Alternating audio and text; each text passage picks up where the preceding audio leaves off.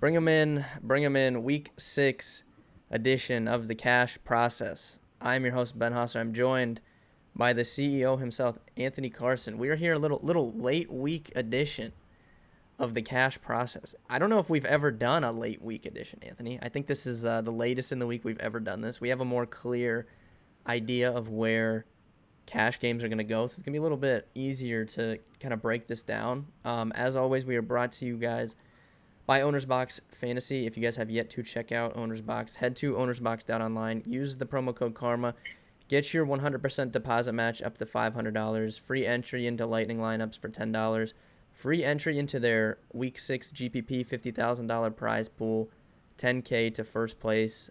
We have core plays up for OwnersBox, tons of free content on the site for OwnersBox. You can get in the Discord for free, dfskarma.com/chat, and we give out Lightning lineup stuff. Travis continues to assault the Lightning lineups, so be sure to head over to OwnersBox Fantasy, check them out, sign up, get your free entries, get in the Discord, and we'll get you taken care of. Anthony, 4-1 for myself. Had a pretty good week last week. I was tilting because I didn't play Leonard Fournette, and I thought I was dead at 3 o'clock because Leonard Fournette was going crazy. But look, it worked out in the end. I ended up winning thanks to Cooper Kupp. But dude, I stand by this Leonard Fournette not playing him. I know, like, you should play the chalk in cash. He was 50% owned. It was dumb not to play him. But Rachaad White played a lot, ran a lot of routes. Leonard Fournette just got there with touchdowns, caught 7 balls or whatever. But Rachaad White played a ton. Like, if you would have told people before that slate how much Rachaad White played, I don't think Leonard Fournette would have been as high owned as he was. So I stand by that. It doesn't matter. We won 4-1. How was week 5 for you? And then we'll dive in here to week 6 since we're a little bit later on in the week. That's an interesting take on Fournette. I mean, you're right. Yeah, sorry guys about the pod a little bit later. Only a couple days, but still, nonetheless, I had some family stuff with my daughter this week, but we are getting to it. And honestly, you know what? Screw it. It could be a better pod because we know more. A lot of the pods we do are first looks. They're fun pods. They're informative. We'll still do the same shake and bake, but I feel way more confident. Thursday afternoon as opposed to Monday. So we'll dive into that. As always, guys, like Ben mentioned out the gate, don't forget betkarma.com, all of our live odds stuff. I'm looking at the live trends right now. Now it's later in the week, so it's like easier to, decipher this data. I'm looking at the sharp percentages under the live trends tool. You can check out the odds comparison, the props, and the SPF predictor, which is awesome for these island games, especially like Thursday night football tonight, which breaks down in prize picks and monkey knife fight plays. It was a good week, Ben. I'll start with the loss last week for me. I had my first losing week in 2 or 3 weeks in the betting market. I was gone at my brother's wedding. So, I thought it was a tough betting week to begin with, and it turned out to be that way. So I had a losing week in the betting markets. I had a mixed week with a small loss in the prop market. So I didn't have my best cup of tea there, but I had an unbelievable week in the DFS games, FanDuel and DraftKings both. I fared very well on both sites. FanDuel, I'm actually 5-0 right now. I'm not trying to jinx it, but it's been an awesome year, and I'm playing more volume over there just because, like I was telling you pre-pod, I feel like FanDuel did sharpen their pricing this year a little bit, which we've kind of talked about, right, on the podcast for a few weeks now. It doesn't seem as loose as in years past, which I like because the site is a little bit softer since everybody, including us, are talking about DraftKings, more often than not, and there are sharper players in DraftKings. Still playing on DraftKings, obviously, especially heavy volume in GPPs. But this week is going to be great for 3 max entry stuff because we all know, listen, we're not going to waste your time on the Buffalo Chiefs being chalk spot. You guys know that. This is a heavily concentrated game in DFS, and then Arizona and Seattle is not going to be, surprisingly, the number 2 spot this week to look into for DFS. So we'll talk about some other ancillary things that Ben and I like, as well as kind of, deciphering the route to go this week in cash games. So again, just keep moving steam ahead, right? I mean, it's week 6. Let's look to get another W, and let's start with quarterback. But Ben, before we start, if you guys can, we totally appreciate it. It helps us. Take a quick second, you YouTube family, give us a thumbs up, drop a comment in the comment box. Same with Apple, iTunes, and all that jazz. That really helps us out. And if you can share this podcast, that'd be very helpful as well. Thanks. Yeah, and get in the Discord. I mean, you can get in for free even if you don't want to sign up. Discord's been booming lately. The core plays have been on fire. We got NBA coming up. You can still sign up dfskarma.com/NFL if you want NFL access. You can sign up for our MVP package if you want access to all of the cores. You'll get NFL, the rest of MLB in the playoffs. We got NBA coming up, like we said, esports, all that stuff in the core plays package. But yeah, so I've went out of my way in the other video that's going to be out on the YouTube channel and in Discord. I've said this is the worst cash game week in the history of DraftKings.com. This is terrible. I think it's a really, really good tournament week. I'll be dialing back. FanDuel, like you've pointed out, I think is still fine this week, especially with just how people play on FanDuel in the 50-50s. But I think for DraftKings, I'll be dialing way back. This will be the lowest volume in cash games I have all season. I'm just going to build some tournament teams and try and have some fun this week. But we already built it before this. Like, it's so obvious where people are going this week in cash. I think everyone's playing Josh Allen. He's the best play. Geno is popping as the second highest owned quarterback. I wouldn't drop off of Josh Allen in cash games. I think you can use, Geno or Kyler in tournaments if you want to attack that game. But overall, cash games, it'll be Josh Allen this week. What's your take on that, Anthony? You agree, I assume? Because it's pretty obvious, yes. Obviously, Josh Allen. And guys, again, Brent, Ben, do you have the projections portal up for everybody to see on YouTube right now? If you do, that's awesome. But I'm looking at the karma value, which is what I always stress in our Discord. Like, we've perfected this thing over the last couple of years, and especially for NBA guys. We all know you have day jobs and life things. Like, we make things so easy. Like, especially you want your sweat in NBA, which is coming next week. If you subscribe to the MVP package, you can access NFL, NBA, MLB, PGA, everything. And again, we do the work for you. And you can see this week, it's just striking. It's punching you in the face if you didn't already know that Josh Allen is the best play of the entire slate, on both sites, FanDuel and DraftKings. Now, what I will say is interesting.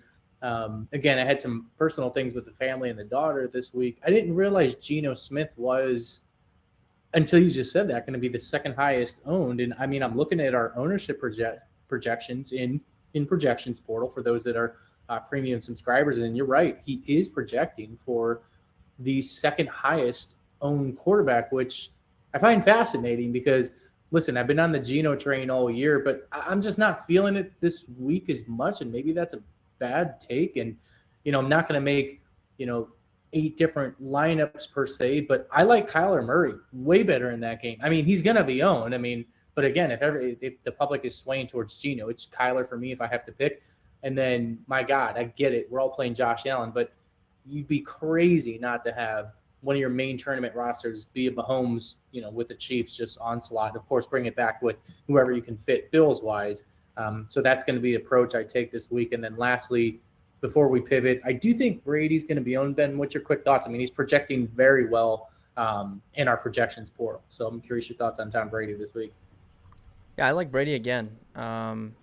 Ended up playing him in cash last week. Was kind of tilting because Josh Allen instantly was going ham, which is another reason why I thought I was dead in the water at like 230, but ended up salvaging. Brady did what we thought he would do. He threw for well over 300 yards. He just didn't have, he only had 1 touchdown. If he would have thrown 3 touchdowns last week, and obviously, that could have happened. Fournette ran one in or like whatever. Like, he could have had 2 or another 1 or 2 touchdowns. So I think Brady's still a fine play. I think Lamar's a great play in tournaments. Mahomes, no one will play. Everyone will play Allen in that game. So agree pretty much on that. All right, let's go to running back.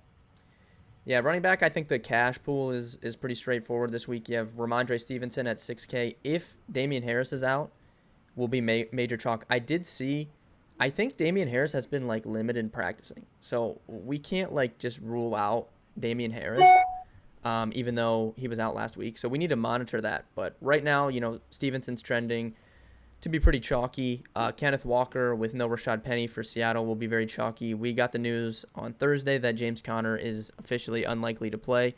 Eno Benjamin at 4,600 will be extreme chalk, in my opinion, once the projections reflect that and kind of update. Like, his ownership projection will come way up. He'll probably be the highest owned running back on the slate. So that's kind of like the Fournette in cash this week with the 2 cheap guys. Stevenson below him.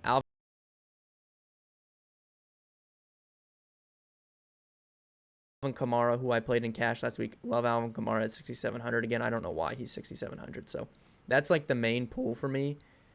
Yeah, what do you think of Kamara in particular? I mean, you can give your thoughts on just the chalk guys, but Kamara in particular, I think, is just a really good play again. Yeah, I don't really want to talk about the chalk guys. I mean, again, I'm staring at our projection portal, and like this is you're right. It's a rare week. I mean, these players are punching me in the eye right now. Like it's telling me who to play. I don't need to even know how to play DFS. I could call my wife in here, and I could be like, pick out the guys in this screen right here, this projections portal for our subscribers. Who looks like the best plays? I mean, you just go to Kenneth Walker, Monjay Stevenson. I mean, like you mentioned, Benjamin is already updating in our portal, and you can see he's going to get another bump here when Sam updates projections tonight. So there's that. I mean, just make the best cash game and sprinkle these guys around.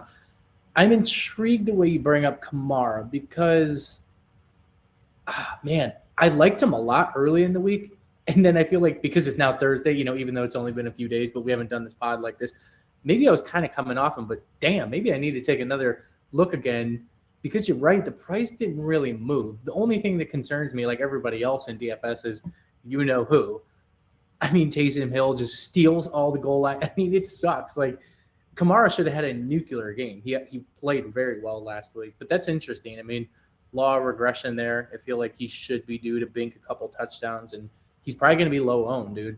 Fournette's going to be low owned. To your point, you can't play him in cash.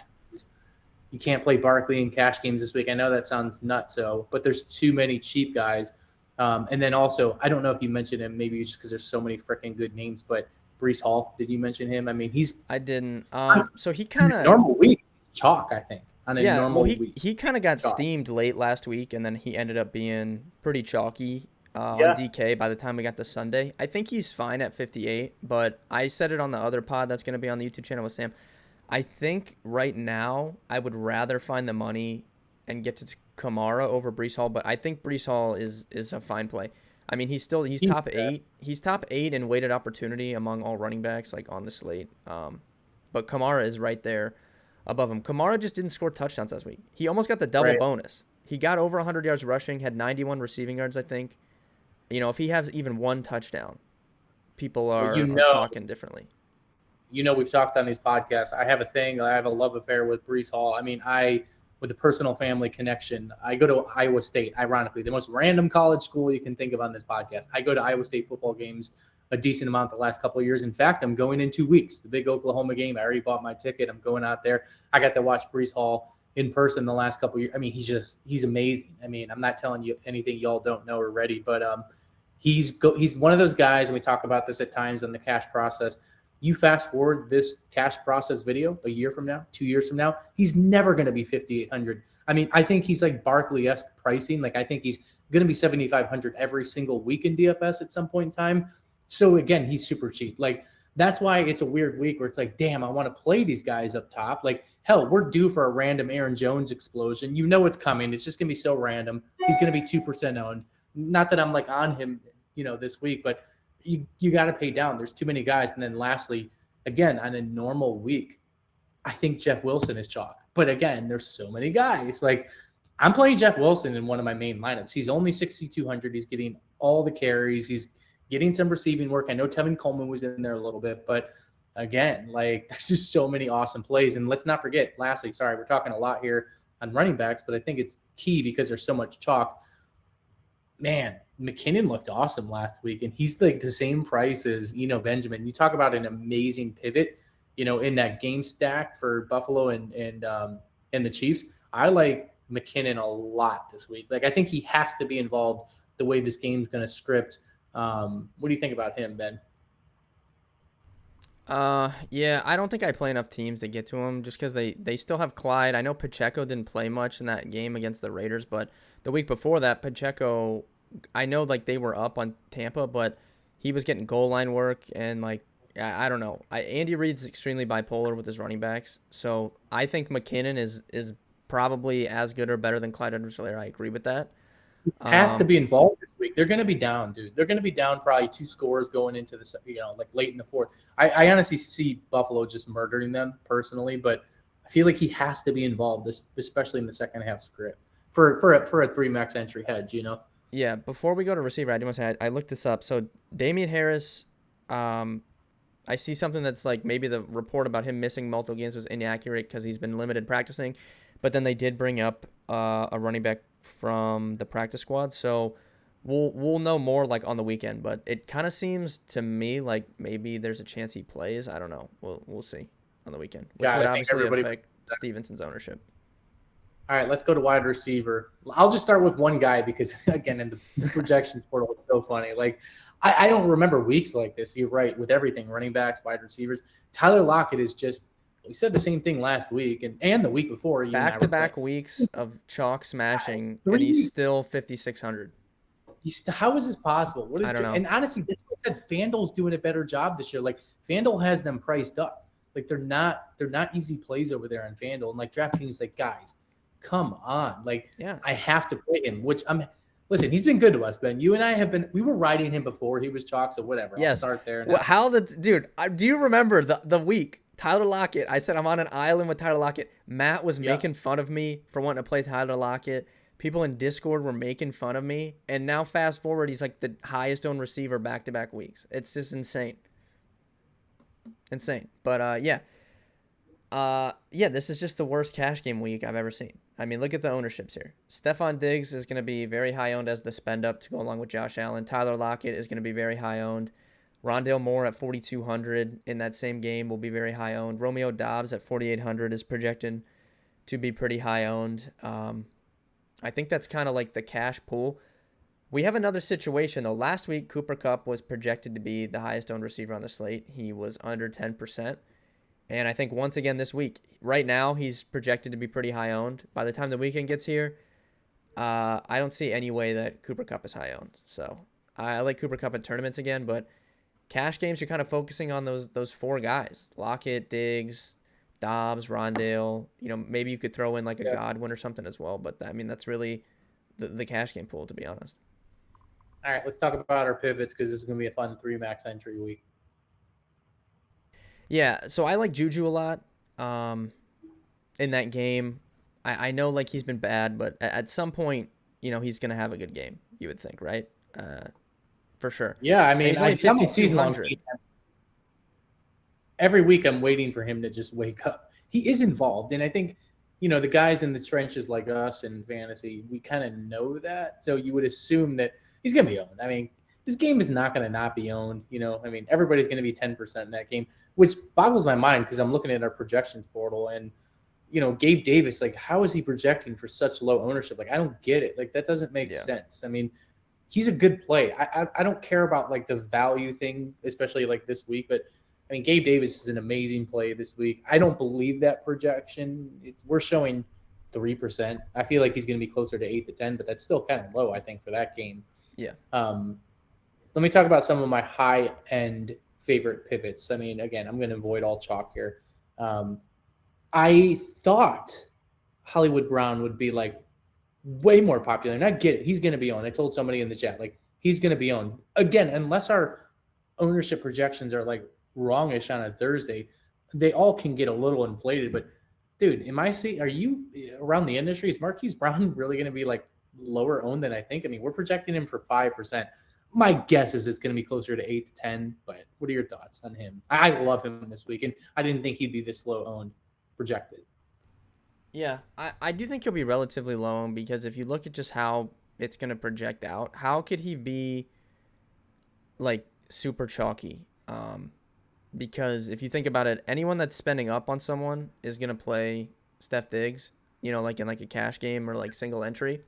And then by doing that, you're going to put the cheap running backs in. But just in itself, playing Stephon Diggs and Josh Allen together, you're not really going to be able to get up to another, mid 7Ks receiver. So that's going to force people onto, the Locketts and the Rondales and Romeo Dobbs. So I do think he'll be relatively low owned. Yes. I mean, it just makes. I think 8 to 10 though is correct. Yes, I think you're right about 8 to 10 though. We've been targeting Seattle all year. I mean, this is like the spot. This is and this is what I said earlier. Like Kyler Murray is like one of my favorite plays of the slate. Which again, he's going to be owned, but man, he looks like he's going to be lower owned than I thought. Last thing before we go to the mid to low tier, Justin Jefferson, I don't think, and again, to your point with everybody else, like everybody else is going to get played. Dude, I don't think he's going to get owned. And like, I like the Jefferson Tyreek combo this week down there. I just feel like those defenses are not as good as we think. And in fact, Miami has a ton of injuries. It's just something to monitor. Like I'm talking about off the map, like your fourth or fifth GPP, if you do something like that. But again, dude, this is how you win $1 million. I mean, some of these slates this year have been kind of chalky winning these tournaments, but in years past, it's the slates where the Jeffersons and the Tyreek are at like 5 to 7%, and they break the slate. I mean, it can happen, man. Like they both can go crazy in the same environment, just ping pong back and forth. So that's like a combo I'm looking at up top. Yeah, I like Mike Evans too, and then Jamar Chase. I mean, T. Higgins looks like 50-50 to play. We'll wait and see on that. I mean, obviously, if he's out, that would probably affect. Oh shit, Joe Burrow and Jamar at the Superdome. Forgot about that. Yeah, and it's like a little, not like a homecoming, but like returning, to New Orleans. A little narrative there, but yeah, we'll see on T. Higgins. If T. Higgins is out, that's obviously going to affect Jamar Chase's ownership. Besides Rondell Moore, anyone? Yeah, I have a pivot. I have a pivot I love in that range. It's Devin Duvernay, assuming that Rashad Bateman doesn't play again. He's 4,700. Lamar threw the ball to him a ton in that Sunday night game, but they gave him a ton of carries, dude. They were lining him up in the backfield. They were letting him carry the ball. They were using him like a watered down version of Deebo Samuel, and he's only 4,700. So if Bateman's out, Bateman did not practice today, I'm pretty sure. So if Bateman's out, I like Duvernay as a pivot in that little range right there. Last thing before we move on, I think an interesting play this week at 3,500 is Sky Moore. I mean, people touted him all offseason. I don't hate any piece of that game. Nothing came of that, and he's starting to get more snap counts and all that jazz. So I think it's an interesting punt play. So, all right, let's go to tight end. Yeah, tight end, I think Cash, Higbee, and Kelsey are kind of where you're looking. Higbee will be really popular again. I mean, I kind of brought up to you, he's second on the slate in target share among tight ends, ahead of Travis Kelsey. He's only 4,600. Their line is just so bad that they have to just dump it off to him so often because Matt Stafford just has no time to throw the ball. So I think for Cash, that's where you're looking. Mark Andrews, fantastic play again. Cheaper than Kelsey, which I like. Just dominating, the numbers for tight ends this year. 34% target share is far and away the highest number. Over 30% of the team's air yards as well. Outside of those three, I don't know. Do you like any other tight ends? I think. Yeah, I like Zach Ertz a lot. I'm going to stay with I'm going all in on Arizona. I thought it was going to be more popular, like just the complete stack. I love Ertz.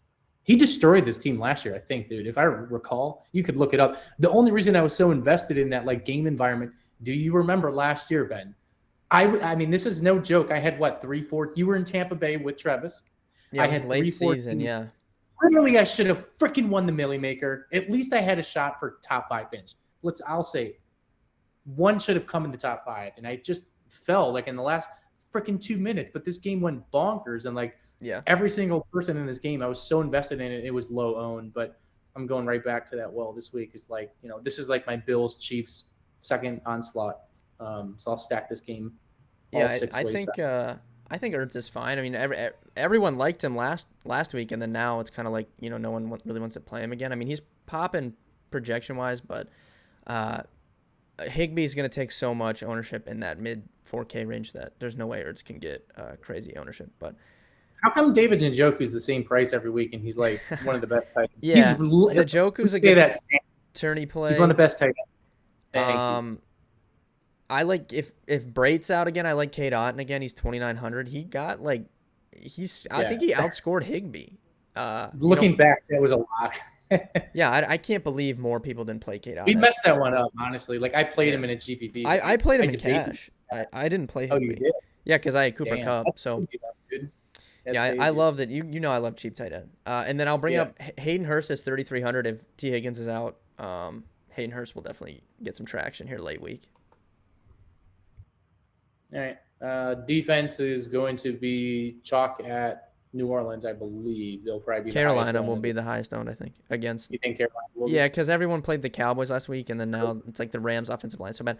I will say this is a way different situation than that because, I mean, Dallas's pass rush is just so good, right? And then, even Matt was at a point last week where he was like, dude, I'm just going to play Dallas even in tournaments. He's like, I don't care. They're so cheap.